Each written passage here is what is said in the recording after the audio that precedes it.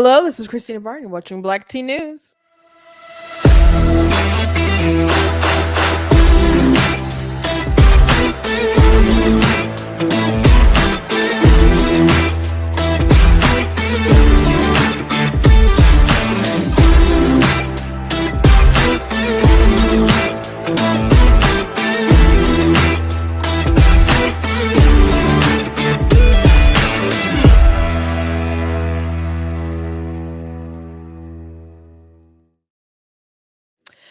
Hello, welcome to Black Tea News. I'm your host, Christina Barr, and today we're going to be talking about Israel and how they rescued 4 hostages over the weekend, but also how people have lost their minds about the act and they're complaining about what it took to do the operation. I'm sure there's some false numbers going around. So I got to talk about it cuz it's like absolutely insane to me some people's reaction regarding this story. Also, Hunter Biden they're doing, like closing arguments for his trial.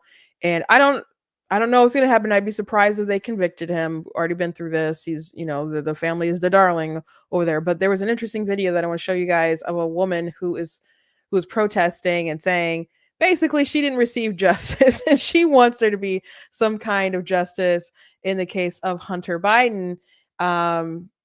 Because if the system was hard on her, why shouldn't it be hard on Hunter Biden? And he definitely was a drug user when he lied on that form to, get that firearm. Also, the Biden campaign put out another hit on Trump, and it's the dumbest one yet, I would say. And essentially, it's about how world leaders don't like him, like Justin Trudeau. Captain Blackface doesn't like our president. I mean, our former president, and prefers the new president. Is that supposed to be a diss on Trump? So we'll show that commercial and talk about how just absolutely out of touch these people are. They really don't understand Trump and his appeal. And maybe they never really will. Maybe they never really will. Anyway, before we jump into everything, I want to encourage you guys to go to blacktnews.com, check out different content on my website, different articles, videos, etc. If you like what I do here, please consider leaving a donation on the website, blacktnews.com. It does cost to stream and run my website, all those that stuff. So you guys can support. I very much do appreciate it if you're able to, support in that kind of way. You guys can also give stars on Facebook, and you guys can do super chats on YouTube if you would like. And you guys can also go to the website, check out different merchandise that we have available at the store, like this cool. Let me show you a couple of things, which if you watch a while, you've seen these, but we got the black tea mug. We've got this, my money, my business shirt. I made that because I was sick of people saying that abortion, isn't anyone's business. I'm like, don't y'all want taxpayer funds to pay for abortion? And it's also interesting when people are like, if you really want to end abortion, why don't you support universal health care? Because then, that'll be an expense off the woman's plate. And if you really cared about women and blah, blah, blah, you would pay for universal health care.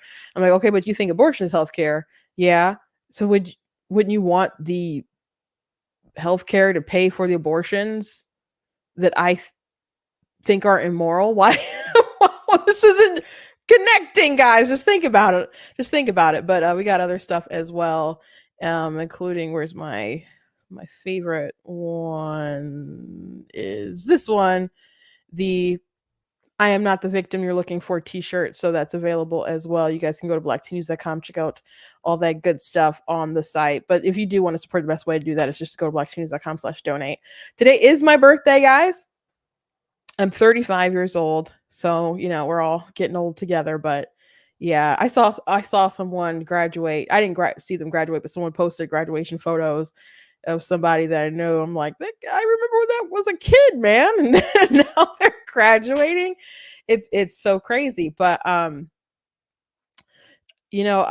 grateful to be, of course, here and with you guys. And you know, I'm grateful for the progress on my channel here and across different social media, and my books, and the success I see with that stuff. So very grateful for my family and loved ones in my life, and I just thank God for another year. I'm especially pretty happy today. Some months ago, if you guys recall, and sorry for the long intro, but bear with me. Some months ago, I took like a week off for some self care, and my sister said she saw that. She's like, "Is everything okay? You don't usually do stuff like that." Well, I explained what had happened, but I had done like a skincare routine after my face was like having some kind of burning reaction after I put on some makeup, and my sister who lives with me was like, "Oh, here's some stuff. Maybe you just need a deep cleanse." I did not need a deep cleanse, especially I guess whatever she gave me, because my skin could not take that, and I basically had damaged the surface layer of my skin, and then I burned it off kind of. So it was all splotchy and red, and it felt like terrible, terrible, terrible sunburn. Like I was in pain when I went to sleep, and I was in pain when I woke up. So I took the week off for my skin to heal. And so I just started reflecting on when I was reading about how your skin can get damaged like that. I'm like, I didn't do that. I didn't do that. Oh my gosh. That one's me. I did that. So I just in my mind I was like, Kristen, you got to just make better decisions for yourself, and you want to be healthy, you want to be able to do things for a long time with your family, hopefully get married one day and have your own kids, and you want to do stuff for God and travel and do ministry and other stuff like that. And you just got to, if you want like these long-term goals and to live your life, you have to be better to your body. So um I had, of course, had these conversations with myself before, especially regarding my weight. Actually, last year, I was like, I'm going to go walking every day and I'm going to do this, and didn't and do that. And just, didn't end up working out. But it was about 2 months ago, and said to my sister while I was driving home, I'm going to work out, and I'm going to cut out fast food and pop and a bunch of other stuff. And so she was happy that I would just be cooking at home more, because we could both cook very well. But she had been cooking most of the time if we cooked. And a lot of times we were eating out. And it's funny, sometimes people, if I say something and they don't like what I say, um, like maybe religiously or whatever, if it's about abortion or like LGBT stuff, like, doesn't the Bible, what does the Bible say about gluttony? I'm like, I maybe you should read in context what that means, but like, I'm not over here like gorging myself on crap.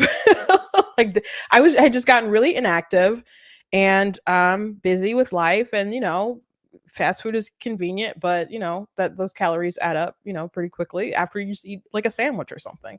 So yeah, I had just gradually just kind of blown up over the years, and I've always been big, but I got to the point of where it was, I enough was enough. So I decided that I would not go crazy, because I've lost a lot of weight, but basically going crazy before.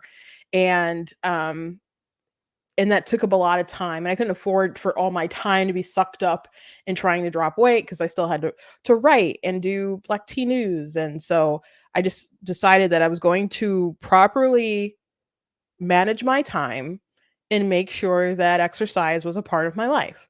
And so when I drop off my sister work in the morning, I make sure that I go walking, and I go walking for a couple of miles, and I cut out a lot of things that I used to eat. So I've lost quite a bit of weight since then. I don't know if many people can really tell yet, but I can tell. And I was gonna wear something else today, and I was gonna put on this dress, and I saw this pair of pants that I have on right now that I was sitting in the corner of the room, and they just been sitting in there for maybe like a year, because my mom had bought them for me, and I couldn't wear them, and I kind of felt bad because I couldn't wear the pants, and they were like clearance, so I couldn't like return them or anything, and I didn't want to mention it, but I put them on, and I was surprised, and I was very, very happy, um, kind of hysterically happy about it. So it's been a good morning thus far. tonight I'll have family, dinner with my family and stuff, and I don't know, uh, chill out and relax and stuff. Nothing super fancy or whatever. I went to Texas Day, Brazil yesterday with my family, but it's already a good day. So I just want to let you guys know. Also, my book, The Sea Witch, released today, which is a sequel to my The Dark Mermaid. I didn't. This is like my author kind of copy, so that's why it has an ugly strip in it. But you guys can pick that up on Amazon. So thank you very much for listening. Let's get to the news. I see there's a Free Palestine person in the comments. Yes, Free Palestine from Hamas. Abso-freaking-lutely. So anyway, over the weekend, we found out that Israel was able to rescue 4 hostages. And one of these hostages, I remember seeing the video of her being carried away on a bike while she was reaching out. And, some of these, to be frank, I didn't think a lot of these people were probably even still alive. I don't know how many hostages are left. At one point in time, when they were trying to do ceasefire negotiations, Hamas was just like, well, we can give you back some bodies, but they wouldn't commit to how many people they had alive because, I assume a lot of them are gone. I'm like, I got to the point where I didn't think any of these people were really left alive. So I'm sure it was joyous news to see that some of these people were alive. And so what's interesting is that there's people out here who are upset and are saying things like rescuing the 4 people, it wasn't worth the death. And I guess people could flip it and say, is attacking Israel and killing the 1,200 or so people. I don't even know if it was that many people, but I think it was about that. But killing as many people as they did on October the 7th, or wounding how many people they did on October 7th, was that worth all the destruction that followed, is the question that, Hamas probably doesn't care, because they don't care about their people. They don't care. They like that they're being used as martyrs.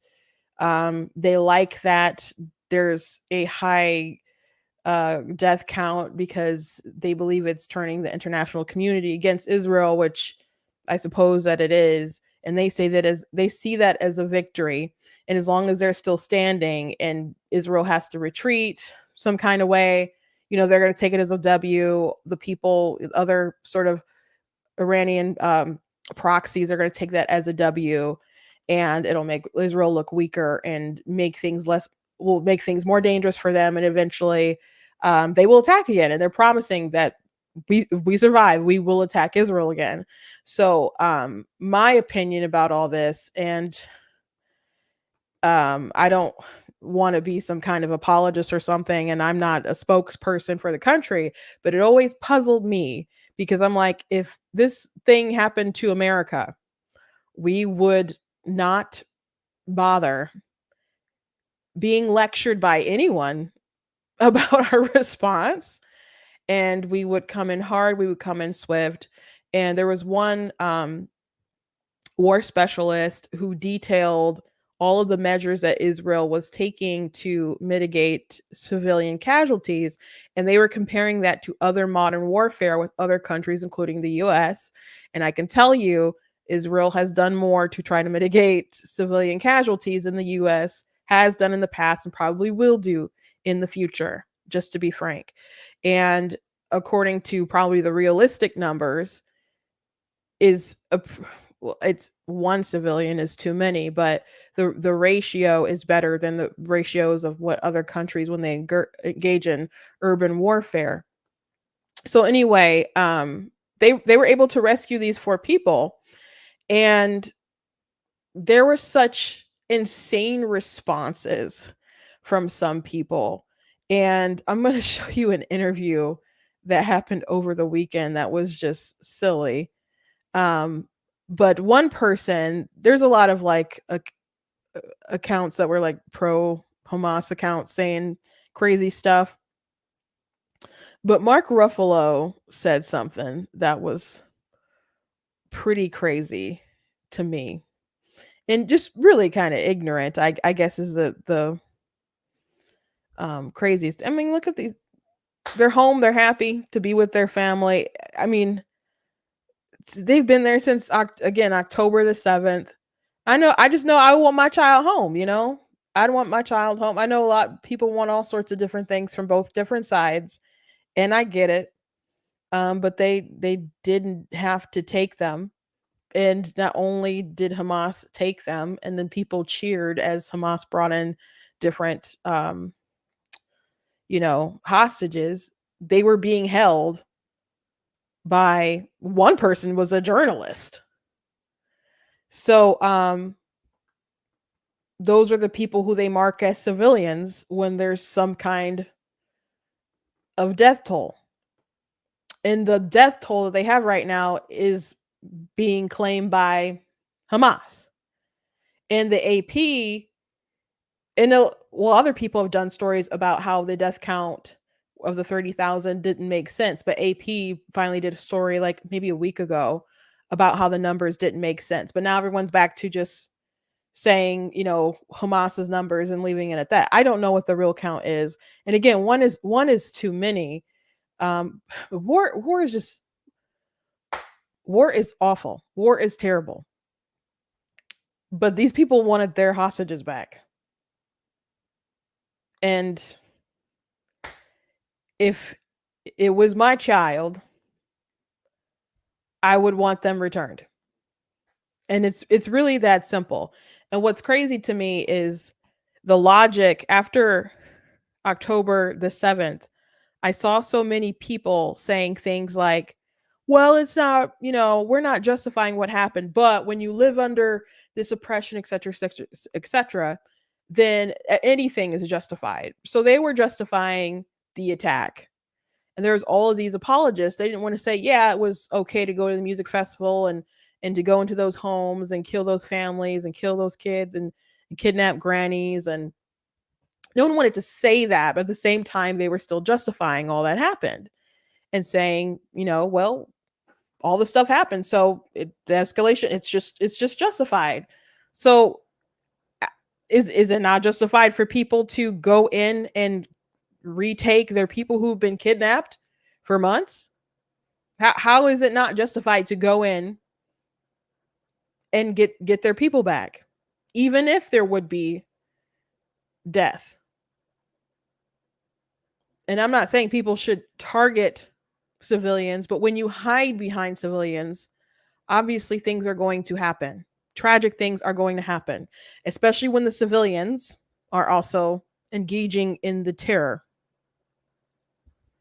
So anyway, Mark Ruffalo, who by the way, I've just never been into Mark Ruffalo.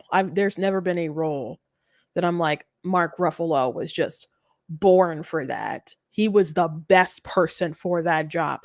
And I've just never been too keen on Mark Ruffalo myself, but he's written some interesting tweets in the past. And so he wrote, "It's so good to see the hostages returned. A ceasefire would have gotten many more hostages back and no civilians and children killed. This siege is cruel and senseless, grinding innocent human beings and their culture into blood-soaked rubble and dust to be buried and forgotten. For 274, including kids. It's a sinful equation that keeps repeating." And another actor, Mark Pellegrino, said, "It would have kept Hamas in power. Why are you for keeping a regime in power that abuses its own people and has genocidal intentions towards another?" So there's a question for you, because Israel doesn't want to accept anything that keeps Hamas in power. And they shouldn't, because Hamas is saying they will just commit another October 7th. They're saying it's good for their people to be martyrs. They like that there's a high death count because it makes people turn against Israel. They haven't protected their people. They don't want to protect their people. They want to use their people as human shields. They steal aid from the people. They enrich themselves. They steal food from the people. and then we'll sell them back to them at a premium cost. There's a lot of food going in. They're just not giving it to the people, or they're taking it, making a big buck off it or whatever. These aren't good folks in charge. So why would you want to leave them in charge? You're just guaranteeing another October the 7th, and there was a ceasefire when October the 7th happened. So if they would not have committed the atrocity of October the 7th, the siege, of course, would not have happened. If they had given back the hostages initially, the siege would not have happened. And again, Hamas was starting to make deals. Like, yeah, we'll give you back X amount of bodies, not even promising that they could give a certain amount of people back alive. That's why I'm surprised anyone is found alive anymore.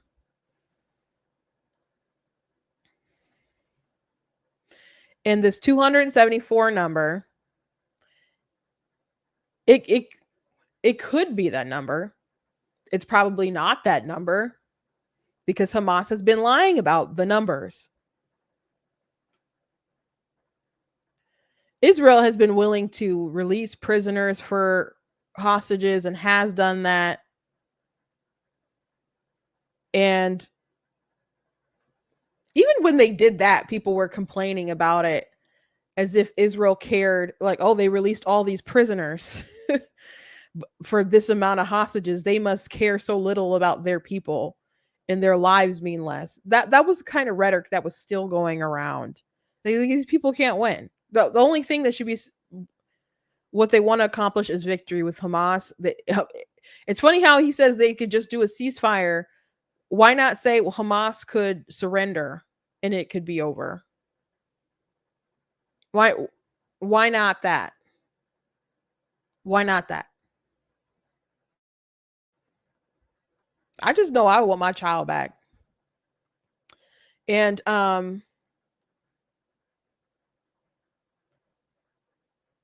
there was another, before I show you this interview,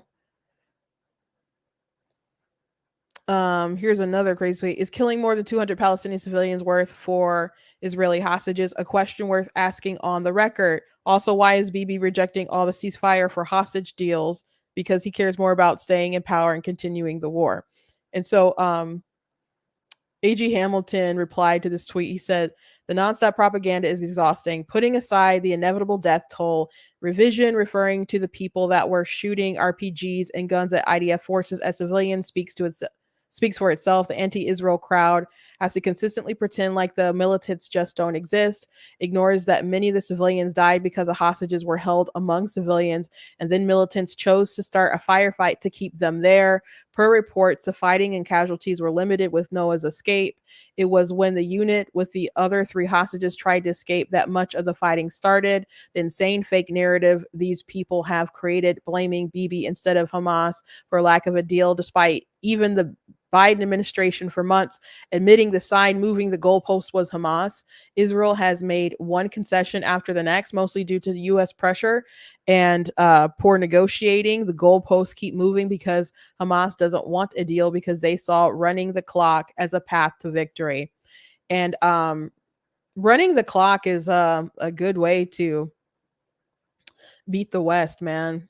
When you just keep things going on long enough that basically people lose the heart for victory and they just kind of give up. So I just know if it was I mean, Biden is so crazy and dumb. I don't know exactly what he would do, but I would think in most cases, if something like October the 7th happened to the US, there would just be hell to pay. It would be swift hell. I don't know what we do the next 20 years, but there would be swift hell, and we just would not take all these lectures. So that's what's so puzzling to me about all this. It's not that I want to be like, oh, rah, rah, Israel. It's just there's a double standard that seems so bizarre and crazy to me. Someone said 13 going on 30 for Mark Ruffalo. I did like that movie, but somebody else could play that role. He was fine in it. I just um anyway, I want to show you guys this interview that was pretty dumb. I thought it was dumb. Live now to Jonathan Conricus, formerly the spokesman for the Israel Defense Forces, now a senior fellow at the Foundation for the Defense of Democracies, a think tank that takes a hard line against Iran. Welcome to you, Jonathan. Thank you for your time and for being with us. I'd like to begin by getting your reaction to the news of the 4 hostages and them being released. Yeah, good evening. Thank you for having me. It is a glimmer of light in a sea of darkness and despair. And for the first time in months, Israelis have a moment to rejoice and happy scenes of families being reunified. Very happy to see it. I'm very happy for the families who are now getting their loved ones back after what must be the most horrible experience of 8 months. Sadly, however, we still have 120 hostages. We still have Iranian proxies all around us aiming to kill Israelis and to kill Jews. And we still have a lot of work to do in order to return to safety and security in Israel. And as important as this event is, it is a drop in the ocean, and there is still a lot of fighting left for us to be safe in our homeland. Jonathan, there is concern about the death toll among Palestinians. Do you think Israeli forces anticipated the level of casualties incurred? Yeah, I think that the whole civilian issue here really needs to be analyzed impartially and understood. According to the reports that I have gotten, and also to the testimonials and even statements made by Hamas spokesperson, the Israeli hostages were held and jailed by Palestinian civilians in a Palestinian civilian area. And as regrettable as any loss of life is, I think that we would have to investigate really who were the people who jailed these Israeli civilians for 8 months? Why did they do it? What was the role of the surrounding community and the hundreds, if not thousands, of Palestinians who for sure were aware of the fact that the Israeli hostages were being held in their midst? And why were they complicit with Hamas? But Jonathan, we don't know that they were necessarily complicit with Hamas. All of the casualties that were incurred, there are reports of women, of children who are among the dead. It is appearing to be a high civilian death toll. Would there have been a warning to those civilians for them to get out on time? For sure, of course, we cannot anticipate Israel to be warning ahead of a raid to extract or to save hostages, because then what the terrorists would do is to kill the hostages, and that would defeat the purpose. So, of course, we cannot expect that. Yes, I agree with. So yeah, that was the really dumb part. About warning people ahead of time that they were about to rescue the hostages. Why? Is that what she thinks just goes on? There's people being held hostage, and you just give the people a nice warning, like, "Hey, we're coming from FYI," unless it was like a movie and you were just going in like, I don't know, as some kind of Conan situation or some kind of warrior like that. We're like, we're coming, and they're coming with swords ablazing, and there's some kind of like unrealistic movie crap going on, and they're just so hardcore, no one can stop them. But life doesn't work like that. You do things covert, and even when like Noah was rescued, the young woman, when she saw the IDF and they're like, "Hey, come on!" And like she didn't even really know for sure what was kind of going on, and she was like, "Oh my gosh, this is real. Is this real?" And she was held by a family, and she said that at first food was kind of scarce at first until she was staying with a family with money, and they made her do the dishes for everybody, And I don't know what else they made her do. It, hopefully that's the most terrible thing they made her do, because I can imagine what could happen obviously to a woman in other situations. But one of the other hostages that got rescued earlier, she said she was like afraid of the husband that she was staying with, but the wife treated her pretty mean because he was like giving her, I guess, doomy eyes all the time, and so the wife would not like leave them alone, but she was angry at her basically because her man was giving her the doomy eyes and stuff. But thank God if that's all she had to do was the dishes.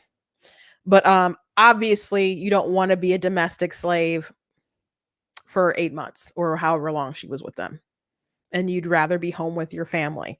So no, you don't give a heads up to the people who have them kidnapped to get out of the area, because one, they could move them. They could, be better prepared to kill the soldiers who are coming in,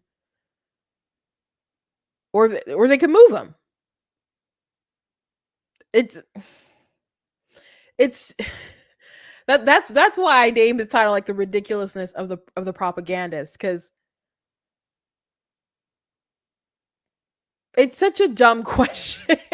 It's such a dumb and unreasonable question, or it's such a reasonable expectation to have that you wouldn't really have for anyone else. So I don't know what it is about the specific sort of hate or unfair treatment people have in their minds about Israel. I don't know if it's just prophetic, like you'll be a bird of some stone to all nations or whatever. I don't know. But again, if the US or somebody was in this similar circumstance, we just all this dumb stuff that people come at them at folks with, it, we just wouldn't tolerate it. And I know people in the comments, or I don't know if they're watching anymore, or people who come across my page or whatever, it might be like, Israel's done this, Israel's done that, Israel. It kind of doesn't matter, because they were attacked and they're going to retaliate. So there's a war, okay? And someone's going to win and someone's going to lose, or maybe there'll be a draw, um and then I guess the bad guys will come and try to kill them again, and then they'll be in the same kind of circumstance. But if you attack and people fight back, it is what it is, and you have to deal with it. So let's say it was neutral.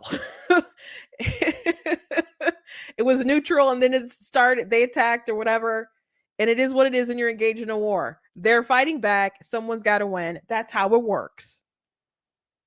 That's how it works. So you can say 60 years or how many ever years occupation, which they didn't occupy Gaza, whatever, they took all their people out. And whatever anger you can have for generational, anger at Israel, it doesn't matter. You attack them. They still have their hostages. They want them back. They want Hamas to step down out of power, and they want to defeat them, and they plan to win. We'll see if they successfully do what they need to do.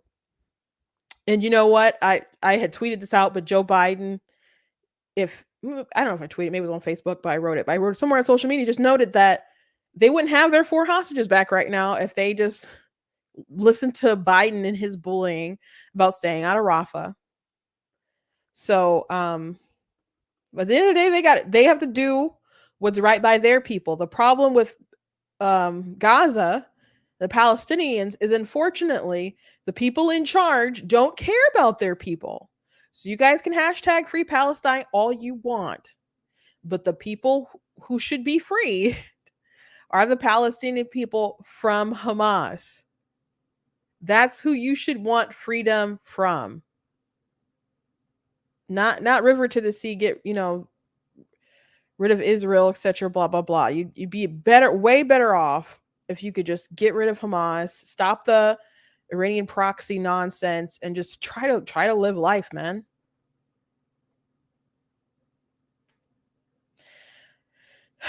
how much this interview is left. That was pretty much the dumb thing that I wanted to show you guys from that interview. There's one more tweet that I want to show you guys before I move on, and it was from Crystal Ball, and she's with The Hill, and she had retweeted out this interview, or whatever, from CNN, or is that? No, it looks like it's MSNBC set. No, that's CNN. And she said, Omar makes such a key point. If Hamas committed a bloody massacre, she said, if Hamas committed a bloody massacre of Israelis to rescue 4 Palestinians, it would be universally condemned. But Palestinian lives are considered so worthless by U.S. officials that they believe this bloodbath is not only acceptable but worthy of celebration. Of course, the U.S. played a pivotal role in the operation, so the blood is directly on our hands too. And so, yes, Stephen Miller's like, if Hamas committed a bloody massacre, I'm like, what do you mean if? What do you mean if? I had retweeted that too. And this was my response.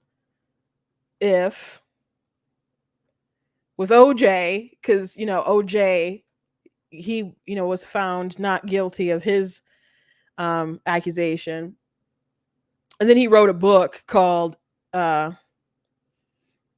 If I Did It or something, and then he ended up losing a civil case, and the family of the murdered woman ended up being able to, I think, get the rights to his book.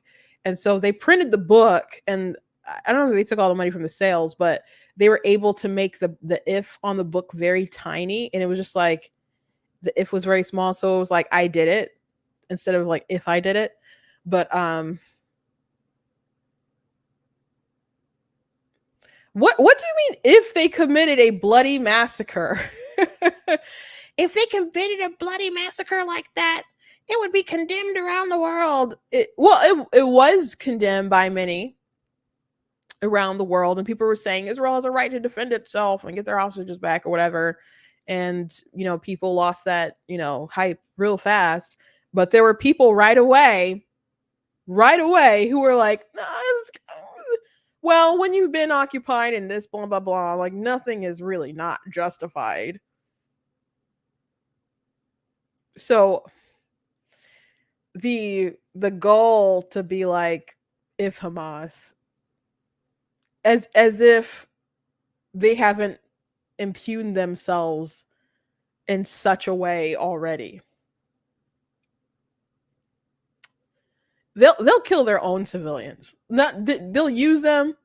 They'll fly over the rockets into Israel that won't quite reach, and they'll fall on their own people.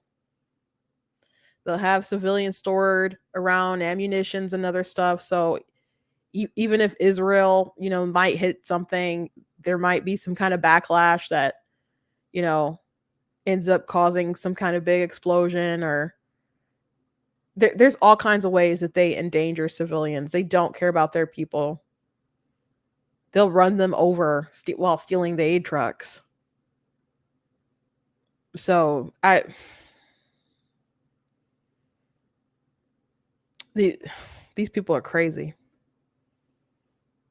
So crazy. And I don't know if crazy is fair. Maybe it's just dishonest. Are people that dumb? Are people that crazy? Or is it just dishonesty? Is it just clicks? Is it just ideology that pushes them to that extent? Somebody let me know. Somebody let me know for sure. Anyway, moving on, I want to show you guys this interview of a woman out in front of the courthouse for Hunter Biden's case. Now, he's supposed to have the presumption of innocence, but that man liked his drugs, and he still liked his drugs when he purchased that firearm. So when you fill out an ATF form, You're not supposed to be like addicted to drugs and stuff like that. And he checked that he wasn't on the form, and he clearly was. Because there's evidence, there's text messages, there's stuff that he wrote about in his own book about that time frame, and there's stuff that's from the laptop that were testified in court. So there's been a lot of talk recently about Hunter Biden's laptop because, about this time, maybe not quite about this time, but getting about this time 4 years ago, people were talking about the laptop and they were trying to discredit it.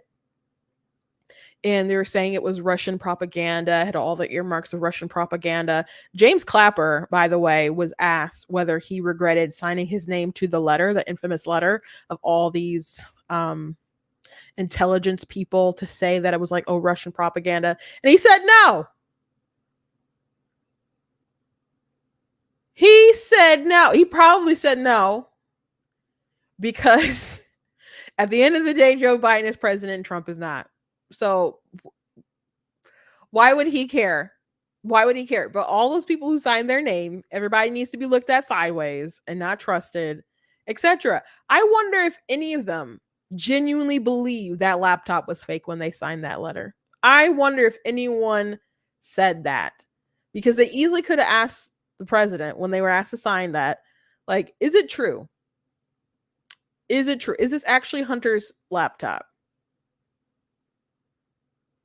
They could have asked that. And there was stuff coming out on the laptop that's like, this seems like it's pretty real, guys. But he said no, he didn't regret it. Probably like Harry Reid when he was asked, like, did he about him lying about Mitt Romney paying, not, he claimed he didn't pay his taxes. And that was like a big thing, a big story, whatever. And then he admitted that he just made it up. And he's like, I didn't care. He's not the president. Who cares? Like he got what he wanted. Some of these people are just lying for politics, by the way. This is just how it works. Sorry. You're supposed to trust these institutions, and they're just not trustworthy. So anyway, in the trial, they've used things that were in the laptop as evidence, and someone even testified that it wasn't corrupted or whatever, where they got the information on the cloud. It wasn't tampered with. So people who were saying it was fake, obviously it wasn't fake. And people tried to press that, oh, no one cared about it. It was fake, it was propaganda for a while. So we absolutely know that stuff is just evidence and is being used in the trial. Someone compiled like a 20-minute video. I think I liked it. I don't know if I retweeted it, of people just lying about the laptop for like 20 minutes. I'm sure there's probably more content that they could have made it longer than 20 minutes. But the most important one was Joe Biden lying to the American people on the debate stage about the laptop. And I hope Trump brings that up in the debate.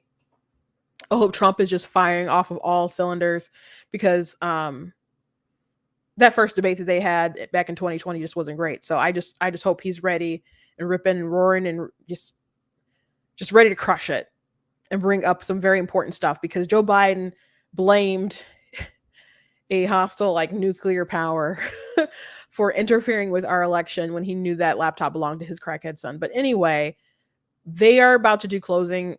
They're in the midst of like doing closing arguments or whatever. Maybe it's already done or whatever. But I don't know what's going to happen. I'd be surprised if they actually convicted him, because this is in Delaware and, they're like the darlings and everything like that. But I wanted, and I thought it would only be right, with Joe Biden coming so hard against the Second Amendment, saying, well, no amendments are absolute, and signing executive orders and always complaining, that if you're going to go so hard on guns, you cannot just ignore the fact that your son committed this obvious gun crime and is kind of dead to rights with it. And so they tried to give Biden's DOJ tried to give him a cushy deal with his gun charge, but it ended up getting blown up with the judge. That they tried to slide it by. They tried to slide, basically free pass with his taxes and free, up the stuff with his gun charge. And I don't know if the jury is going to end up deciding. There's plenty of evidence that this man did the crime, but maybe there's just going to be no justice in this situation. Biden claims that he will not pardon his son. He probably believes he won't need to. and if he has to, he'll probably just do it. He'll probably just do it. But this woman who's protesting outside the courtroom was convicted on a judge charge, on a gun charge. So her sign, if you can't read it, says the state of Delaware took my house, my kids, and my freedoms for 5 years in jail for a gun charge. I want his white treatment.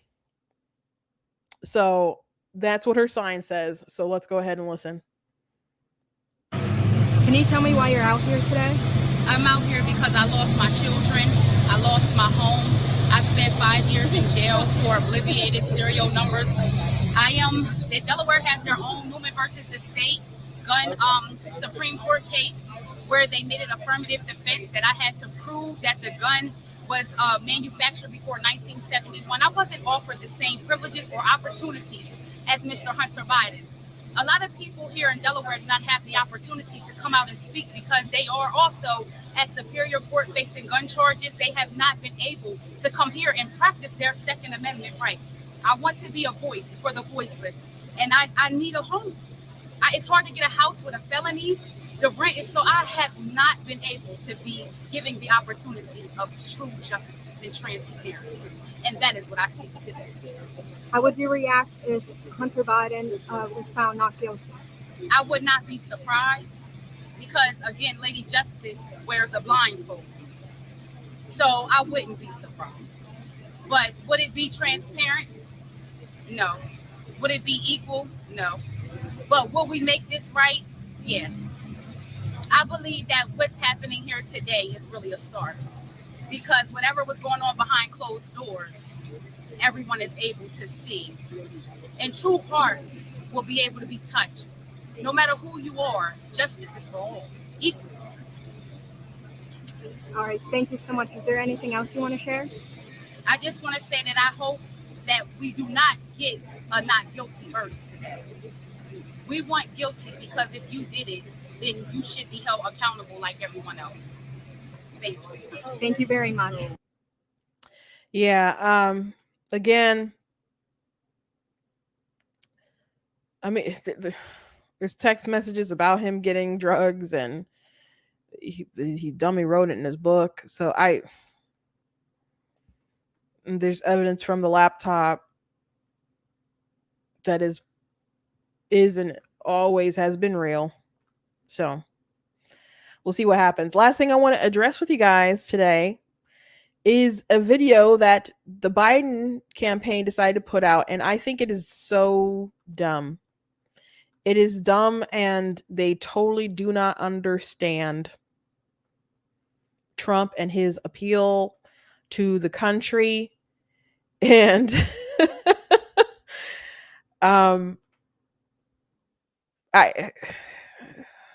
they just have such a terrible campaign. Just such a terrible campaign. Leaders caught on camera laughing about President Trump.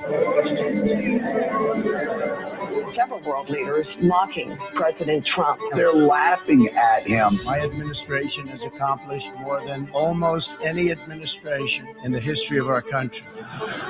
Didn't expect that reaction, but that's okay. World leaders mocking and ridiculing him for being completely off balance. Allies are deeply worried about him. They say he's becoming increasingly isolated. Something is very wrong. The world sees Trump for what he is: insincere, ill-informed, corrupt, dangerously incompetent, and incapable, in my view, of world leadership. And if we give Donald Trump 4 more years, we'll have a great deal of difficulty, if ever, being able to recover America's standing in the world and our capacity to bring nations together.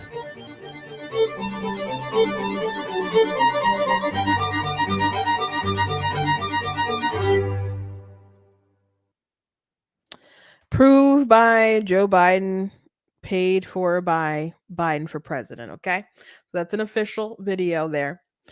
So Captain Blackface, Justin Trudeau, doesn't respect Donald Trump. Okay. And he would rather have Joe Biden, Captain Blackface.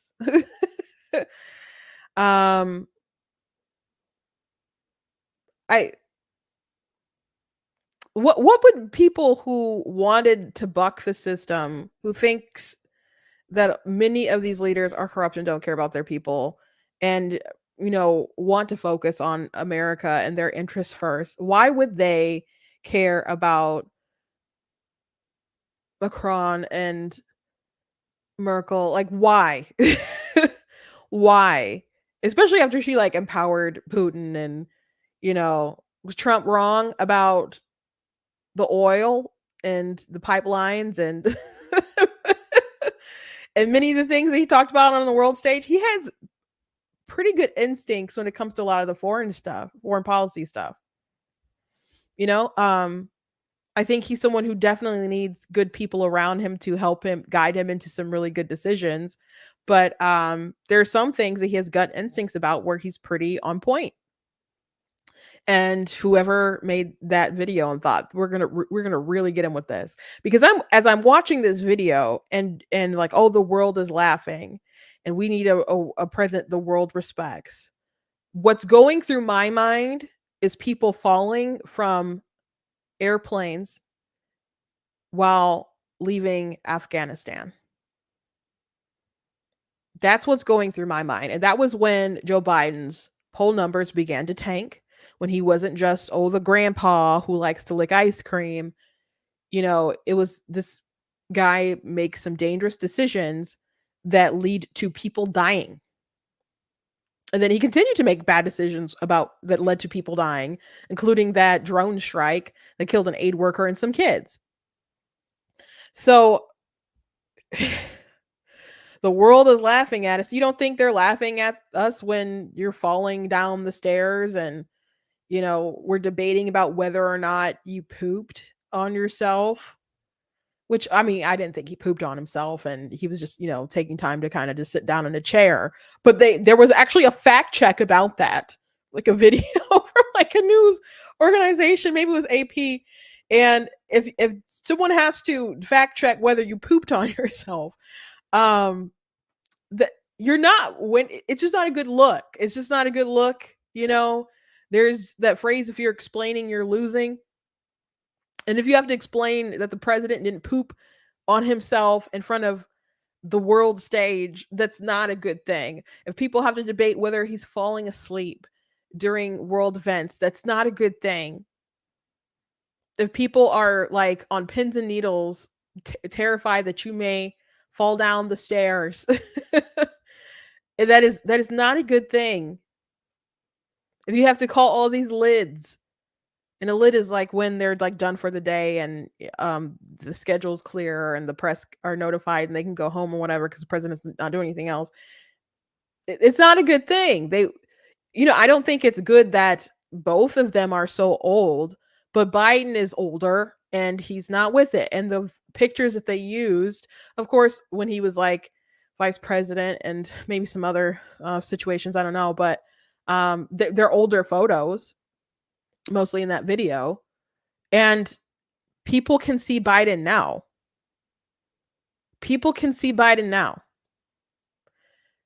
When you think about world leaders, it's funny that you go to Justin Trudeau and we're not showing Bibi after them saying, oh, we're going to not give you these ammunitions if you go into Rafah, and trying to cut deals like, oh, we'll give you some intelligence on where there's some the leaders are, Hamas leaders, which their intel ended up being like weeks behind. But even if they thought it was good, and either they were lying to them about the intel, or they were, which is awful, by the way, or they had intel that they thought was going to be useful and they were withholding it until they could hold it over our allies' head, which is crazy. He's not a good person. These aren't good decisions. So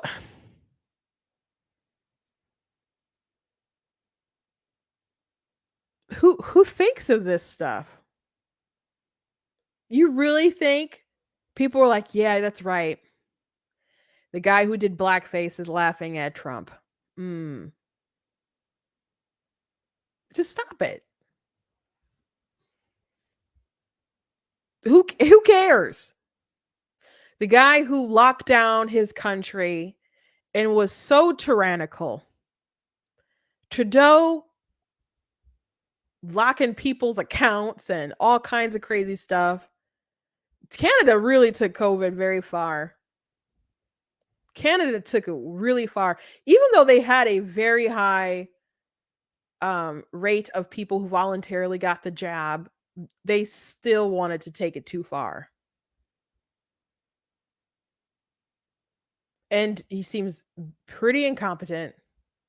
And I hope Pierre can pull out a win. But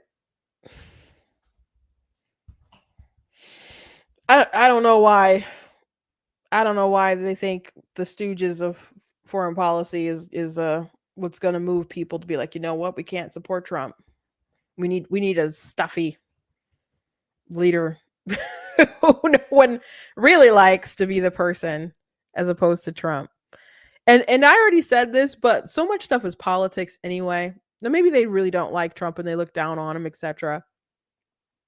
But I heard a story today about someone who was meeting Trump, and they were on their way. So someone had called them, prominent Democrat, and they're like, "Oh, well, you're gonna have a good time. Trump is really cool," and it's just saying all this like positive stuff about how like cool and charismatic and whatever he is. And he's like, why won't you say that? And he's like, it's just politics. So this person can get up and say that he's racist and terrible and all kinds of names and throw that stuff out there because that's, his job. In reality, this person was, knows better than the allegations he's throwing out there. And I won't be more specific on who it is, but I'm sure that just happens all the time. People say stuff that they know isn't true. People will say stuff they know it's a lie. Go back to Harry Reid, just lying about Mitt Romney's taxes. I'm sure many people know about like the Don't Say Gay bill, or even Florida and their African American history stuff. A lot of people carry around the propaganda, but I'm sure many people knew they were lies when they started spreading the lies, but they just knew other people would carry the lies around and the propaganda around. That's just how it works. They expect the lie to travel. There's just really not a lot of integrity in this game. And unfortunately, it's both sides, by the way. Unfortunately, it is both sides. There's quite a few people who I saw spread just blatant lies and misinformation, like during especially like primary season. And I was like, I'm really disappointed because I followed this person. And I know what they're saying is a lie, and they ought to know what they're saying is a lie. So I just really have to be careful about what kind of trust I put in them when they post anything. Because if I see something and that's something I'm not familiar with, I can't just like retweet them and just be like, yeah, this must be true because this person said it, And everybody should do their own research, certainly. But it just sucks when the mask comes off and so many people are just grifting. Politics is such a business. Me and you are probably thinking it's so kind of life and death with a lot of this stuff. But to a lot of people, it's just business. It's just good business. As we watch Pirates, and the guy at the end, I can't remember his name, but I love that scene when he's like coming down on the boat and it's just exploding. And he's like, it's just good business. So that's how politics are. People will lie. People will lie. Anyway, thank you guys for joining me today. I hope you guys enjoyed the show. Please go to blacktnews.com, check out different content on my website, articles, videos, etc. If you like what I do here, please consider leaving a donation on the website because it does cost a stream and run it and all that stuff. If you guys can support, I appreciate it. You guys can check out different merch that's available at the store, like a black tea mug, and we got other mugs as well. We got this "You Are Not That Special." We got some Roe v. Wade stuff, like the life wins. Roe and Casey aborted, and it has the date on there. And you guys can get that at blacktnews.com. Actually, that's the anniversary of Roe v. Wade being overturned is 2 weeks from now. It's the same day as my youngest sister's birthday, which is 2 weeks directly after mine. So again, today is my birthday. I'm 35 years old. So and also I already mentioned this, but my book, this, if you order this ugly strip will not be there. That's just the copy that I have. I hate that Amazon does that. But The Sea Witch is out. It's a sequel to my book, The Dark Mermaid. So you guys can go ahead and check that out. And you guys can get it on ebook today, but you guys can also go ahead and get that in paperback. So I encourage you guys to do that. So thank you very much for being here today. I hope you guys enjoyed the show. And anyway, God bless, and I'll see you tomorrow.